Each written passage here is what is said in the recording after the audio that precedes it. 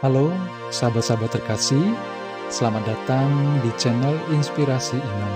Setiap hari kita akan meluangkan waktu sejenak untuk merenungkan sabda Tuhan dan menemukan kekuatan baru untuk menjalani hari. Semoga renungan ini bisa menjadi oase rohani yang menyegarkan jiwa kita.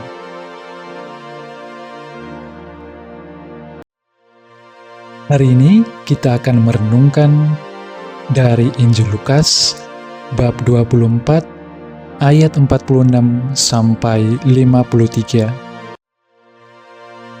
Katanya kepada mereka, ada tertulis demikian, Mesias harus menderita dan bangkit dari antara orang mati pada hari yang ketiga. Dan lagi, dalam namanya, berita tentang pertobatan dan pengampunan dosa harus disampaikan kepada segala bangsa, mulai dari Yerusalem. Kamu adalah saksi dari semuanya ini, dan aku akan mengirim kepadamu apa yang dijanjikan Bapa-Ku. Tetapi kamu harus tinggal di dalam kota ini sampai kamu diperlengkapi dengan kekuasaan dari tempat tinggi. Lalu Yesus membawa mereka keluar kota sampai dekat Betania. Di situ ia mengangkat tangannya dan memberkati mereka. Dan ketika ia sedang memberkati mereka, ia berpisah dari mereka dan terangkat ke sorga. Sujud menyembah kepadanya, lalu mereka pulang ke Yerusalem dengan sangat bersukacita. Mereka senantiasa berada di dalam bait Allah dan memuliakan Allah.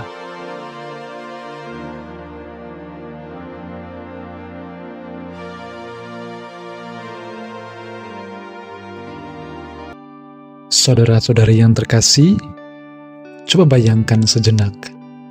Yesus yang baru saja mengalahkan maut, berdiri di hadapan para muridnya. Mereka yang pernah lari ketakutan, yang sempat kehilangan harapan, kini menatap Dia yang bangkit dengan penuh kekaguman. Tapi Yesus tidak tinggal. Ia tidak membangun kerajaannya di bumi ini. Sebaliknya, ia memilih untuk naik ke surga. Dan justru di saat perpisahan itu, sebuah awal besar dimulai. Injil ini bukan sekedar penutup kisah Yesus di dunia, tetapi jembatan menuju kelahiran gereja.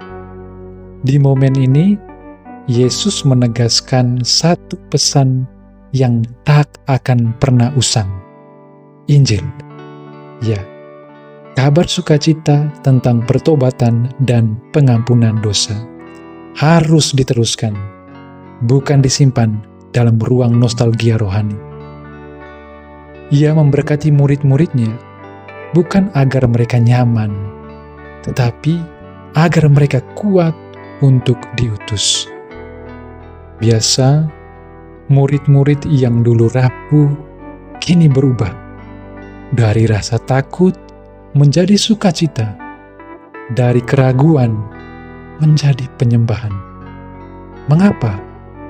Karena Yesus tidak benar-benar pergi. Ia hadir dalam bentuk yang lebih dalam dan kekal, melalui Roh Kudus. Ia menjanjikan kuasa dari tempat tinggi.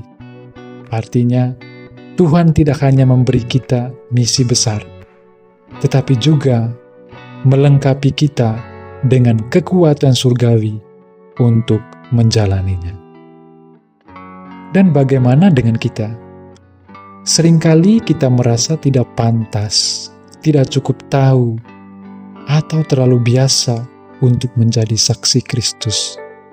Tapi kabar baiknya, Tuhan tidak menunggu kita sempurna. Ia hanya meminta kita bersedia, sebab setiap orang yang pernah disentuh oleh Kristus dipanggil untuk menyentuh dunia dengan kasih yang sama. Kenaikan Yesus mengubah segalanya. Ia naik bukan untuk meninggalkan, tetapi untuk mengawasi, menguatkan, dan memimpin gerejanya dari surga.